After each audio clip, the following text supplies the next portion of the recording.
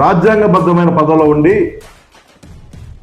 Deputy స్పీకర్గా ఉండి జర్నలిస్టుపై ఉండి ఎమ్మెల్యే రఘురామకృష్ణరాజు గారు ఏం మాట్లాడుతున్నా ఒకసారి విందాం.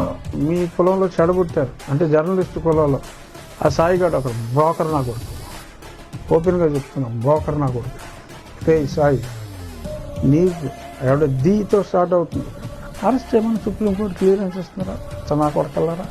ఈ డిప్యూటీ స్పీకరు రఘురామకృష్ణరాజు మాట్లాడుతూ ఉంటే నాకు ఒక సామెత గుర్తొస్తా ఉంది. నాశనానికి ముందు గర్వం నడిచిద్దంట, సర్వనాశనానికి ముందు గర్వంతో ఊగిపోతారంట.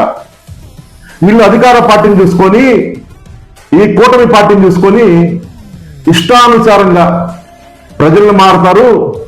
మరీ ముఖ్యంగా జర్నలిస్టులు సమాజంలో ఏదైనా తప్పులు జరుగుతూ ఉంటే ఆ తప్పుల్ని ప్రజలకు తెలియపరిచే వాళ్ళు జర్నలిస్టులు.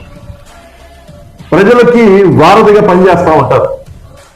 వీళ్ళపైన నా కొడకానికి మారుతూ ఉంటే ఇది గర్వం కాదా? అధికార పార్టీ గర్వం కాదా? రఘురామకృష్ణరాజు గారు అదే మాటలు మిమ్మల్ని అంటే మీరేం చేస్తారు? వెంటనే పోలీసులు పంపించి అరెస్ట్ చేయించి జైల్లో పెడతారు. మీరు ఒక మాట మాట్లాడే ముందు నేను తిరిగి అంటే జర్నలిస్టులు కానీ ప్రజలు కానీ తిరిగి అంటే పట్టుకున్న దమ్ము ఉంటే నువ్వు మాట్లాడు. అంతేగాని ఇష్టానుసారంగా అధికారం చూసుకుని మాట్లాడితే నీకు మామూలుగా ఉండదు. నువ్వేమంటావు? జగన్మోహన్ రెడ్డి మధ్య ఎందుకు వచ్చావు నువ్వు? జగన్మోహన్ రెడ్డి గారికి జర్నలిస్ట్ స్థాయి సంబంధం పెట్టి జర్నలిస్ట్ స్థాయి గారు ఉన్నట్టు మారుతా ఉన్నాడు. ఆయన ఛానల్ ఆయన ఇష్టం. జగన్మోహన్ రెడ్డి మాట్లాడేయటం, లేకపోతే ఇతర ఛానల్ జగన్ కోసం పనిచేస్తా ఉంటే బాగా ఊస్తున్నారంటే మీ ఎల్లియా మీడియా గురించి చెప్పు. మీ ఎల్లియా మీడియా మాట్లాడితే మీ చంద్రబాబు భజన చేయట్లేదా? మీ తెలుగుదేశం పార్టీ భజన చేయట్లేదా?